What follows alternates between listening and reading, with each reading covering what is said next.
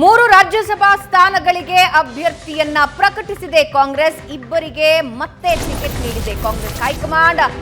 Nasir Hussain, GC ಚಂದ್ರಶೇಖರ್ಗೆ ಮತ್ತೆ ticket ಕೊಟ್ಟಿದೆ. ಇನ್ನು ಎಲ್ ಹನುಮಂತಯ್ಯ ಬದಲು ಅಜಯ್ ಮಾಕೇನ್ಗೆ ಟಿಕೆಟ್ ನೀಡಲಾಗಿದೆ. ರಾಜ್ಯದಿಂದ ದೆಹಲಿ ನಾಯಕ ಅಜಯ್ ಮಾಕೇನ್ಗೆ ಮಣೆ ಹಾಕಲಾಗಿದೆ.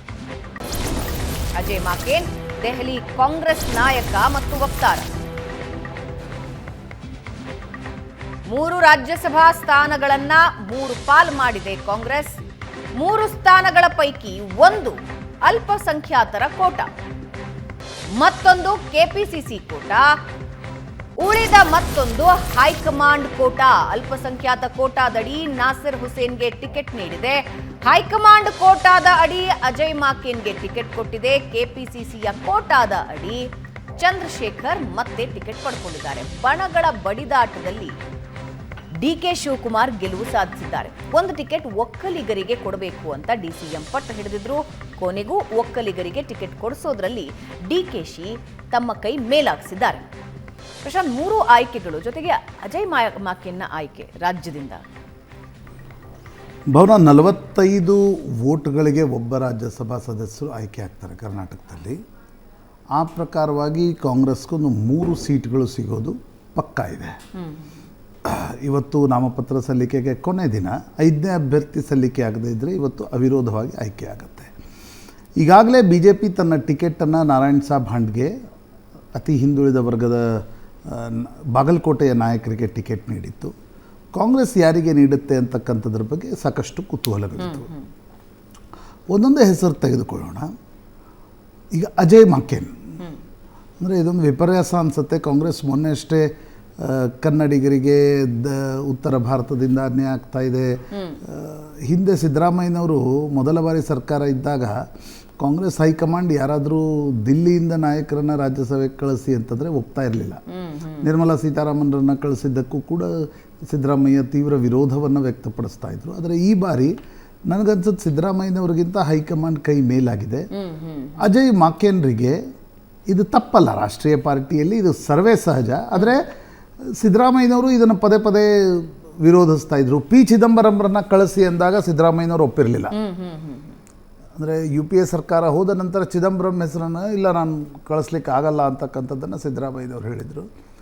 ಈಗ ಅಜಯ್ ಮಾಕೇನ್ರ ಹೆಸರನ್ನು AICC ಕಳಿಸಿದ್ದಕ್ಕೆ ಸಿದ್ದರಾಮಯ್ಯನವರು ಒಪ್ಪಿಗೆ ಸೂಚಿಸಿದ್ದಾರೆ. ಡಿ ಕೆ ಶಿವಕುಮಾರ್ ಕೂಡ ಒಪ್ಪಿಗೆ ಸೂಚಿಸಿದ್ದಾರೆ. ಯಾಕಂದರೆ ಕಾಂಗ್ರೆಸ್ಗೆ ಬರ್ತಕ್ಕಂಥ ಸೀಟ್ಗಳು ಕಡಿಮೆ. ಅದರಲ್ಲೂ ನೀವು ರಾಜ್ಯದಿಂದ ಕಳಿಸಿದರೆ ರಾಷ್ಟ್ರೀಯ ನಾಯಕರನ್ನು ಕೂಡ ಅಕಾಮಿಡೇಟ್ ಮಾಡಬೇಕಾಗತ್ತೆ. AICC ಕೆಲಸ ಇರುತ್ತೆ. ಈಗ AICCಯ ಜನರಲ್ ಸೆಕ್ರೆಟರಿಯಾಗಿ ಅಜಯ್ ಮಾಕೇನ್ ರಾಜಸ್ಥಾನದ ಉಸ್ತುವಾರಿಯನ್ನು ವಹಿಸಿದ್ರು. ಅವರನ್ನು ಅಕಾಮಿಡೇಟ್ ಮಾಡಬೇಕಾಗತ್ತೆ. ಆ ಕಾರಣಕ್ಕೋಸ್ಕರ ಅಜಯ್ ಮಾಕೇನ್ರ ಒಂದು ಆಯ್ಕೆ ಆಗಿದೆ. ಅಜಯ್ ಮಾಕೇನ್ ರಾಹುಲ್ ಗಾಂಧಿಗೂ ಆಪ್ತರು, ಮಲ್ಲಿಕಾರ್ಜುನ್ ಖರ್ಗೆ ಅವ್ರಿಗೂ ಕೂಡ ಆಪ್ತರು. Ajay Maken started his political journey with a DUSU, Delhi university students ಯೂನಿಯನ್ನ ಅಧ್ಯಕ್ಷರಾಗಿದ್ದರು. ಇವರು ಚಿಕ್ಕಪ್ಪ ಲಲಿತ್ ಮಾಕೇನ್ ಕಾಂಗ್ರೆಸ್ನ ದಿಲ್ಲಿಯ ನಾಯಕರಾಗಿದ್ದರು. ಸಿಖ್ ಹತ್ಯಾಕಾಂಡದಲ್ಲಿ ಲಲಿತ್ ಮಾಕೇನ್ ಅವರ ಹೆಸರು ಕೇಳಿಬಂದಿತ್ತು. ಅಂದರೆ 84ರಲ್ಲಿ ಇಂದಿರಾ ಗಾಂಧಿ ಹತ್ಯೆ ನಂತರ ನಡೆದಿರ್ತಕ್ಕಂಥ ನಂತರ ಅಜಯ್ ಮಾಕೇನ್ ಕೂಡ ಚಿಕ್ಕಪ್ಪನ ಹಾದಿಯಲ್ಲಿ ಪಾಲಿಟಿಕ್ಸಿಗೆ ಬಂದರು. ಫಸ್ಟ್ MLA ಇದ್ದರು. ನಂತರ ಶೀಲಾ ದೀಕ್ಷಿತ್ರ ಪೊಲಿಟಿಕಲ್ ಸೆಕ್ರೆಟರಿ ಆದರು. ನಂತರ ಶೀಲಾ ದೀಕ್ಷಿತ್ರ ಸಂಪುಟದಲ್ಲಿ ಭಾಳ ಪ್ರಭಾವಿ ಸಚಿವರಾಗಿದ್ದರು ಅಜಯ್ ಮಾಕೇನ್. ಇನ್ನೇನು ಅಜಯ್ ಮಾಕೇನ್ರನ್ನು ಮುಖ್ಯಮಂತ್ರಿ ಮಾಡಿಯೇ ಬಿಡುತ್ತೆ AICC ಅಂತಕ್ಕಂಥ ಒಂದು ಕಾಲ ಒಂದಿತ್ತು. ಶೀಲಾ ದೀಕ್ಷಿತ್ ಬಿಟ್ಕೊಡ್ಲಿಲ್ಲ. 15 ವರ್ಷಗಳ ಕಾಲ ಅಧಿಕಾರ ಪೂರೈಸಿದರು. ನಂತರ ಅಜಯ್ ಮಾಕೇನ್ರಿಗೆ ದಿಲ್ಲಿ ಹಿಡಿತಕ್ಕೆ ಬರ್ತಾ ಇಲ್ಲ. ಈಗಾಗಲೇ ಕಾಂಗ್ರೆಸ್ ಒಂದು ರೀತಿ ದಿಲ್ಲಿಯಲ್ಲಿ ನಗಣ್ಯ ಅನ್ನುವ ಸ್ಥಿತಿಯನ್ನು ತಲುಪಿದೆ. ಹೀಗಾಗಿ ಅಜಯ್ ಮಾಕೇನ್ರನ್ನು ಕರ್ನಾಟಕದಿಂದ ರಾಜ್ಯಸಭೆಗೆ ಕಳಿಸುವ ಅನಿವಾರ್ಯತೆ ಸೃಷ್ಟಿಯಾಗಿದೆ. ಇದು ಒಂದು ಹೆಸರು. ಎರಡನೇ ಹೆಸರು ನಾಸಿರ್ ಹುಸೇನ್. ನಾಸಿರ್ ಹುಸೇನ್ ಕಳೆದ ಬಾರಿ ರಾಜ್ಯಸಭೆಗೆ ಬಂದಾಗ ಅನೇಕರ ಹುಬ್ಬು ಮೇಲೇರಿದ್ದು. ಯಾಕೆ ಕಳಿಸಿದ್ರು ಅಂತ. This is JNU product. JNUದಿಂದ ಬಂದವರು ನಾಸಿರ್ ಹುಸೇನ್. ವಿದ್ಯಾರ್ಥಿ ಕಾಂಗ್ರೆಸ್ನಲ್ಲಿ ಎಲ್ಲ ತೊಡಗಿಸ್ಕೊಂಡು, ಅಂದರೆ ಕೇಡರ್ನಿಂದ ಬಂದಿರತಕ್ಕಂಥ ಒಬ್ಬ ವ್ಯಕ್ತಿ. ಇವತ್ತು ಮಲ್ಲಿಕಾರ್ಜುನ್ ಖರ್ಗೆ ಅವರಿಗೆ ನಾಸಿರ್ ಹುಸೇನ್ ಬಹಳ ಆತ್ಮೀಯರು. ಮತ್ತು ನಾಸಿರ್ ಹುಸೇನ್ AICCಯ ಅನೇಕ ಕೆಲಸಗಳನ್ನು ಕೂಡ ನಿರ್ವಹಿಸ್ತಾರೆ. ನೀವು ನೋಡ್ತಿರ್ಬೋದು. ಈಗ CWC ಮೆಂಬರ್ ಕೂಡ ಆಗಿದ್ದಾರೆ ನಾಸಿರ್ ಹುಸೇನ್. ತುಂಬ AICCಯ ಕೆಲಸಗಳಲ್ಲಿ ಮಲ್ಲಿಕಾರ್ಜುನ್ ಖರ್ಗೆ ಅವರಿಗೆ ಸಹಾಯವನ್ನು ಕೂಡ ಮಾಡ್ತಾರೆ. ಹೀಗಾಗಿ 2ನೇ ಟರ್ಮನ್ನು ನಾಸಿರ್ ಹುಸೇನ್ರಿಗೆ ನೀಡಲಾಗಿದೆ. ಕಾಂಗ್ರೆಸ್ನ ಅಪೇಕ್ಷೆ ಇರತಕ್ಕಂಥದ್ದು ಮುಸ್ಲಿಂ ನಾಯಕತ್ವ, ಇಡೀ ರಾಷ್ಟ್ರವನ್ನು ಬಲ್ಲಂಥ ಒಂದು ಮುಸ್ಲಿಂ ನಾಯಕತ್ವ ಬೆಳಿಬೇಕು. ಯಾವ ರೀತಿ ಗುಲಾಂ ನಬಿ ಆಜಾದ್ ಇದ್ದರು, ಅಹ್ಮದ್ ಪಟೇಲ್ ಇದ್ದರು, ಆ ರೋಲನ್ನು ನಾಸಿರ್ ಹುಸೇನ್ ಥರದವರು ನಿಭಾಯಿಸಬೇಕು ಅಂತಕ್ಕಂಥ ಅಪೇಕ್ಷೆ ಇದೆ. ಎಷ್ಟರ ಮಟ್ಟಿಗೆ ನಿಭಾಯಿಸ್ತಾರೆ, ಏನಾಗುತ್ತೆ ಅಂತಕ್ಕಂಥದ್ದು ನೋಡ್ಬೇಕು. ಯಾಕಂದರೆ ಪಾರ್ಟಿ ಒಳಗಡೆ ನಾಸಿರ್ ಹುಸೇನ್ ಛಾಪ್ ಇದೆ, ಆದರೆ ಪಬ್ಲಿಕ್ ಅಫೇರ್ಸ್ನಲ್ಲಿ ನಾಸಿರ್ ಹುಸೇನ್ ಇಲ್ಲಿಯವರೆಗೆ ಆ ರೀತಿಯ ಛಾಪನ್ನು ಇಲ್ಲಿಯವರೆಗಂತೂ ಬಹಿರಂಗ ಹೊರಗಡೆ ತೋರಿಸಿಲ್ಲ. ಈಗ ಗುಲಾಂ ನಬಿ ಆಜಾದ್ ಮತ್ತು ಅಹ್ಮದ್ ಪಟೇಲ್ರ ಪೊಲಿಟಿಕಲ್ ಅಕ್ಯೂಮನನ್ನು ಎಲ್ಲ ರಾಜಕೀಯ ಪಕ್ಷಗಳು ಕೂಡ ಅವುಗಳನ್ನು ಅಕ್ನಾಲೇಜ್ ಮಾಡ್ತಾ ಇದ್ವು. ನಾಸಿರ್ ಹುಸೇನ್ ಅಂಥದ್ದನ್ನು ಇಲ್ಲಿವರೆಗೆ ಏನೂ ತೋರಿಸಿಲ್ಲ. ಅಂದರೆ ಬೇರೆ ರಾಜ್ಯಗಳಲ್ಲೆಲ್ಲೋ ಅಧಿಕಾರ ಹಿಡಿದುಕೊಡ್ತಕ್ಕಂಥದ್ದು ಅಥವಾ ಒಂದು ರೀತಿ ಪೊಲಿಟಿಕಲ್ ಸ್ಲಗ್ ಫೆಸ್ಟ್ನಲ್ಲಿ BJPಗೆ ಟಕ್ಕರ್ ಕೊಡ್ತಕ್ಕಂಥ ರಣತಂತ್ರವನ್ನು ಹೆಣಿತಕ್ಕಂಥದ್ದು ಅಂಥದ್ದನ್ನು ನೋಡಿಲ್ಲ. ಬಟ್ ಕಾಂಗ್ರೆಸ್ನ ಅಪೇಕ್ಷೆ ಇದ್ದಾಗಿದೆ, ಒಂದು ಮುಸ್ಲಿಂ ಫೇಸ್ ಬೇಕು ಮುಂದಿನ ದಿನಗಳಲ್ಲಿ AICC ಜನರಲ್ ಸೆಕ್ರೆಟರಿ ಆ ಥರದ ಹೊಣೆಗಾರಿಕೆಯನ್ನು ನಿರ್ವಹಿಸಲಿಕ್ಕೆ. ಒಂದು ಕಡೆ ಇಮ್ರಾನ್ ಪ್ರತಾಪ್ ಗಡಿ ಕವಿ ಮಹಾರಾಷ್ಟ್ರದಿಂದ ಕಳೆದ ಬಾರಿ ರಾಜ್ಯಸಭೆಗೆ ಕಳಿಸಲಾಗಿತ್ತು. ಈಗ ನಾಸಿರ್ ಹುಸೇನ್, ಇವರಿಬ್ಬರ ಬಗ್ಗೆ ಕಾಂಗ್ರೆಸ್ನ ಅಪೇಕ್ಷೆ ಇದೆ ಭವಿಷ್ಯದ ದೃಷ್ಟಿಯಿಂದ. 3ನೇ ಹೆಸರು ಇಂಟ್ರೆಸ್ಟಿಂಗ್ ಇದೆ, GC ಚಂದ್ರಶೇಖರ್. GC ಚಂದ್ರಶೇಖರ್ ಕಳೆದ ಬಾರಿ ಆಶ್ಚರ್ಯಕರ ರೀತಿಯಲ್ಲಿ ಅವರು ರಾಜ್ಯಸಭೆಗೆ ಬಂದಿದ್ದರು. ಆಗ G. ಪರಮೇಶ್ವರ್ ರಾಜ್ಯ ಕಾಂಗ್ರೆಸ್ ಅಧ್ಯಕ್ಷರಾಗಿದ್ದರು, ಅವರ ಪೊಲಿಟಿಕಲ್ ಸೆಕ್ರೆಟರಿ. ನೀವು GC ಚಂದ್ರಶೇಖರ್ ಅವರ ವಿಡಿಯೋ ನೋಡಿರ್ಬೋದು. ಈ ಕನ್ನಡ ನಾಡಿನ ಇತಿಹಾಸದ ಬಗ್ಗೆ ತುಂಬ ಚೆನ್ನಾಗಿ ಮಾತಾಡ್ತಾರೆ ಅವರು. ಅಂದರೆ ನಿಮಗೆ ಕವಿರಾಜ ಮಾರ್ಗದಿಂದ ಹಿಡಿದು ಆ ಶಾಸನಗಳು, ಕನ್ನಡದ ದೊರೆಗಳು, ಕನ್ನಡದ ಸಾಮ್ರಾಜ್ಯಗಳು, ಇದರ ಬಗ್ಗೆ GC ಚಂದ್ರಶೇಖರ್ಗೆ ಒಂದು ಅಥಾರಿಟಿ ಇದೆ, ಚೆನ್ನಾಗಿ ಮಾತಾಡ್ತಾರೆ. GC Chandrashekhar G. ಪರಮೇಶ್ವರ್ಗೆ ಪೊಲಿಟಿಕಲ್ ಸೆಕ್ರೆಟರಿ ಆಗಿದ್ದರು. ಆ ಕಾರಣದಿಂದ ಆ ಕೋಟಾದಲ್ಲಿ ಕಳೆದ ಬಾರಿ ಅವರು ರಾಜ್ಯಸಭೆಗೆ ಬಂದಿದ್ದರು. ಆದರೆ ಇತ್ತೀಚಿನ ದಿನಗಳಲ್ಲಿ 2-3 ವರ್ಷದಲ್ಲಿ he has become very close to DK Shivakumar. ನಿಮ್ಗೆ ನೆನಪಿದ್ದರೆ DK ಶಿವಕುಮಾರನ್ನು ಮನವೊಲಿಸಲಿಕ್ಕೆ 10 ಜನಪಥ್ಗೆ ರಾಹುಲ್ ಗಾಂಧಿ ಕರೆದಾಗ ಇಬ್ಬರು ವ್ಯಕ್ತಿಗಳು ಹೊರಗಡೆ ನಿಂತಿದ್ದರು, ಅವರನ್ನು ಒಳಗೆ ಕರೆಸಲಾಯಿತು. DK ಸುರೇಶ್ ಮತ್ತು GC ಚಂದ್ರಶೇಖರ್ ಒಂದೇ ಕಾರ್ನಲ್ಲಿ ಕುಳಿತಿದ್ರು. ಆಗ ಆ ವಿಡಿಯೋಗಳು ಕೂಡ ಬಹಿರಂಗಗೊಂಡಿದ್ವು. ನಂತರ DK ಸುರೇಶ್ರನ್ನು ಒಳಗೆ ಕಳಿಸಲಾಯಿತು. ಸ್ವಲ್ಪ ಮಟ್ಟಿಗೆ ಸ್ಟ್ರಾಟಜಿಸ್ಟ್ ಅಂತ ಹೇಳಲಾಗತ್ತೆ. ಚುನಾವಣಾ ಸ್ಟ್ರಾಟಜಿಸ್ಟ್ಗಿಂತ ಪೊಲಿಟಿಕಲ್ ಅಂಡರ್ಸ್ಟ್ಯಾಂಡಿಂಗ್ ತುಂಬ ಚೆನ್ನಾಗಿದೆ ಅಂತಕ್ಕಂಥದ್ದು. ಹೀಗಾಗಿ ಈ ಬಾರಿ GC ಚಂದ್ರಶೇಖರನ್ನು ಕಳಿಸಲೇಬೇಕು ಅನ್ನುವ ಪಟ್ಟನ್ನು DK ಶಿವಕುಮಾರ್ ಮತ್ತು DK ಸುರೇಶ್ ಹಿಡಿದಿದ್ರು. ಒಕ್ಕಲಿಗರ ಕೋಟಾದಡಿಯಲ್ಲಿ 3 ಹೆಸರುಗಳಿದ್ವು. ಒಂದು Govindaraju, political secretary of Siddaramaiah. ಆ ಹೆಸರನ್ನು ಹೈಕಮಾಂಡ್ ನಿರಾಕರಿಸ್ತು. ಆ ಹೆಸರನ್ನು ಅಂದರೆ ಗೋವಿಂದರಾಜು ಇಲ್ಲಿದ್ದಾರೆ, MLC ಇದ್ದಾರೆ, ದಿಲ್ಲಿಗೆ ಕಳಿಸುವ ಅಗತ್ಯ ಇಲ್ಲ ಅಂತ. ನಂತರ BL ಶಂಕರ್ ಹೆಸರನ್ನು ಸಿದ್ದರಾಮಯ್ಯ ಹಿಡ್ಕೊಂಡ್ರು. ಸ್ವಲ್ಪ ಮಟ್ಟಿಗೆ ಸೋಬರ್, ಇಂಗ್ಲೀಷ್ ಸ್ಪೀಕಿಂಗ್ ಒಂದು ಇಮೇಜ್ ಇದೆ BL ಶಂಕರ್ಗೆ ಅಂತ. ಬಟ್ DK ಶಿವಕುಮಾರ್ ಆ ಹೆಸರನ್ನು ಕೂಡ ಒಪ್ಕೊಂಡಿಲ್ಲ.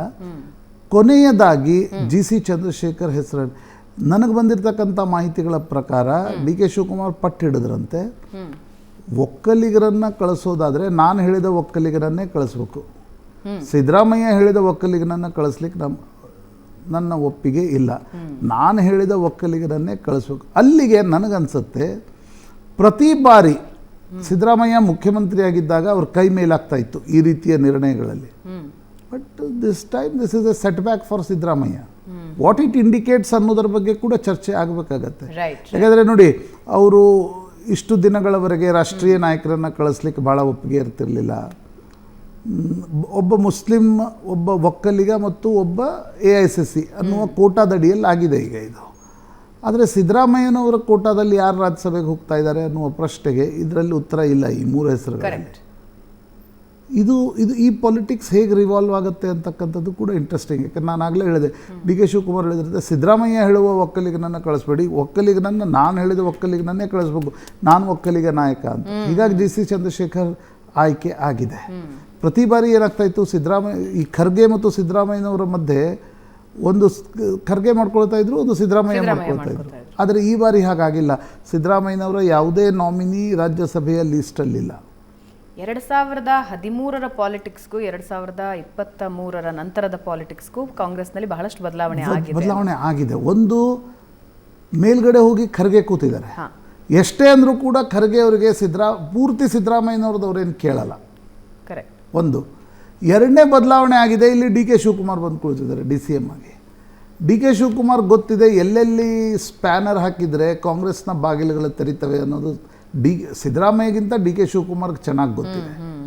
ಪ್ರಾಯಶಃ ಡಿ ಕೆ ಶಿವಕುಮಾರ್ ನೋಡಿ, ಈಗ ಅಜಯ್ ಮಾಕೇನ್ರನ್ನ ಕಳುಹಿಸುವ ನಿರ್ಧಾರವನ್ನು ಮಾಡಲಾಯಿತು, ಅದು ಖರ್ಗೆ ನಿರ್ಧಾರ. ನಾಸಿರ್ ಹುಸೇನ್ರನ್ನ ಕಳುಹಿಸುವ ನಿರ್ಧಾರ, ಅದು ಖರ್ಗೆ ನಿರ್ಧಾರ. ಒಂದು ಡಿ ಕೆ ಶಿವಕುಮಾರ್ ಅವರ ನಿರ್ಧಾರ, ಡಿ ಸಿ ಚಂದ್ರಶೇಖರ್ದು ರಿಪೀಟ್.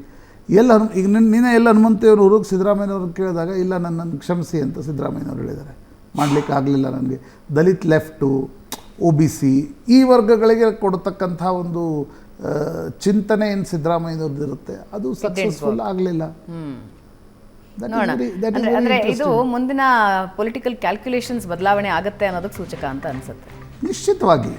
ಅಂದರೆ ಡಿ ಕೆ ಶಿವಕುಮಾರ್ ಪ್ರತಿಯೊಂದರಲ್ಲೂ ಒಂದು ಅಪ್ಪರ್ ಹ್ಯಾಂಡನ್ನು ತೆಗೆದುಕೊಳ್ತಕ್ಕಂಥ ಪ್ರಯತ್ನವನ್ನು ಮಾಡ್ತಾ ಇದ್ದಾರೆ. ಈಗ ಸಿದ್ದರಾಮಯ್ಯನವ್ರದ್ದು ನಡೀತಾ ಇಲ್ವೋ, ಅಥವಾ ನೋಡಿ ಎರಡು ರೀತಿ ಇರುತ್ತೆ ಇದರಲ್ಲಿ. ಸಿದ್ದರಾಮಯ್ಯನವ್ರದ್ದು ನಡೀತಾ ಇಲ್ವೋ ಒಂದು ಅಲ್ವಾ, ಇನ್ನೊಂದು ರಾಜಕಾರಣಿಗಳು ಮಾಡ್ತಾರೆ, ತಗೊಳಪ್ಪ ರಾಜ್ಯಸಭಾ ವಿಧಾನ ಪರಿಷತ್ ನೀನು ಹೇಳ್ದಂಗೆ ತಗೋ ಅಂತ ಹೇಳ್ತಾರೆ. ಈ ಕಡೆ ಗೌರ್ಮೆಂಟ್ ತಾವು ಹೇಳ್ದಂಗೆ ನಡೆಸ್ತಾರೆ, ಅದು ನಡೆಯುತ್ತೆ. ಓಕೆ. ಸೊ ಅಂದರೆ ನೀವು ಸಿದ್ದರಾಮಯ್ಯನವರನ್ನು ಈ ರಾಜಕಾರಣದ ಆಟದಲ್ಲಿ ಅತ್ಯಂತ ಹೆಚ್ಚು ಪಳಗಿದ ವ್ಯಕ್ತಿ ಯಾರಾದರೂ ಇದ್ದರೆ ಸಿದ್ದರಾಮಯ್ಯನವರು. ಹಾಗಾಗಿ ಅವರು ಅವ್ರ ಮನಸ್ಸಿನಲ್ಲಿ ಏನಿದೆ ಅಂತಕ್ಕಂಥದ್ದು ಕೂಡ ಗೊತ್ತಾಗಬೇಕಾಗತ್ತೆ. ಆ್ಯಂಡ್ GC ಚಂದ್ರಶೇಖರ್ ಅವ್ರ ಬಗ್ಗೆ ನಾವು ಒಂದು ಸ್ಟೋರಿಯನ್ನು ನೆನೆಸ್ಕೊಳ್ಬೇಕು ಪ್ರಶಾಂತ್. ಒಂದು ಹುಡುಗನಿಗೆ ಕೈ ಇರಲಿಲ್ಲ, ಆ ಸಂದರ್ಭದಲ್ಲಿ ಏಷ್ಯಾನೆಟ್ ಸುವರ್ಣ ನ್ಯೂಸಿಗೆ ಬಂದು ಕೈ ಹಾಕಿಸ್ಕೊಟ್ಟಿದ್ರು. 10 ಲಕ್ಷ ರೂಪಾಯಿ ಖರ್ಚು ಮಾಡಿ ಅವರು ಕೈ ಹಾಕಿಸ್ಕೊಟ್ಟಿದ್ರು. ನಮ್ಮದೇ ಇದೇ ಸ್ಟುಡಿಯೋದಲ್ಲಿ ಕರೆದು ಹೆಲ್ಪ್ ಮಾಡಿದ್ರು ಬಿಗ್ 3 ಪ್ರೋಗ್ರಾಮ್ನಲ್ಲಿ. I think we should remember. ಅವ್ರ ಕೆಲವು ವಿಡಿಯೋಸ್ಗಳು ನಾನು ತುಂಬ ನೋಡ್ತಾ ಇರ್ತೀನಿ. ಈ ಕನ್ನಡ ನಾಡಿನ ಇತಿಹಾಸದ ಬಗ್ಗೆ ನಮ್ಮಲ್ಲಿ ಮಾತಾಡೋರು ಕಡಿಮೆ ಇದ್ದಾರೆ. ಸೋಷಿಯಲ್ ಮೀಡಿಯಾದಲ್ಲಿ ಬಹಳ ಚೆನ್ನಾಗಿ ಉತ್ತರ ಭಾರತದ ಇತಿಹಾಸದ ಬಗ್ಗೆ ಮಾತನಾಡೋರು ಭಾಳ ಇದ್ದಾರೆ, ಆದರೆ ಕನ್ನಡ ನಾಡಿನ ಇತಿಹಾಸವನ್ನು ಹೇಳೋರು ಕಡಿಮೆ ಇದ್ದಾರೆ. ಅದರಲ್ಲಿ GC Chandrashekar he speaks very well. Right. Yes ವೀಕ್ಷಕರು, ಒಂದು ಚಿಕ್ಕ ಬ್ರೇಕ್ ತಗೋಣ. ಬ್ರೇಕ್ನ ನಂತರ ಸುದೀರ್ಘ 3 ದಶಕದ ಚುನಾವಣಾ ಇತಿಹಾಸದಿಂದ ಸೋನಿಯಾ ಗಾಂಧಿ ಹಿಂದೆ ಸರಿದಿದ್ದಾರೆ. ಆ ಸ್ಟೋರಿ ಬಗ್ಗೆ ಹೇಳ್ತೀವಿ.